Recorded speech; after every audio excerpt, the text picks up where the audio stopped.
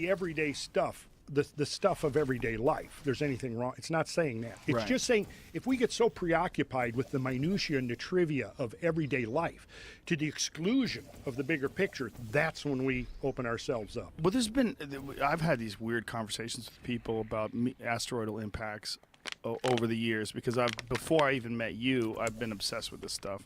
Not nearly as much as when I met you in Atlanta and we started talking, then I got really into it. But what they would talk about, the asteroids that killed the dinosaur, today we'd be able to stop that. And I'm like, okay, really? Is that true? And then I started looking into it. Well, what has been done? Is there nothing? Some fucking theories. See, here's the thing.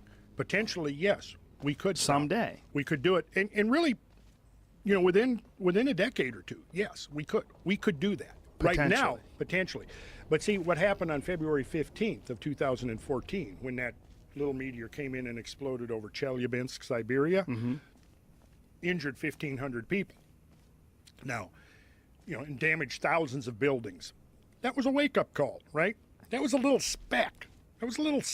Now, here's the thing. If it had been a little bigger, a little denser, if its angle of approach had been a little steeper, if its velocity had been a little bit greater, we might have been looking at thousands of deaths rather than just injuries. And Tunguska, as you said, only 150-foot wide object. Only 150-foot wide object, right. So that's very, very small in the cosmic sense. That's this room.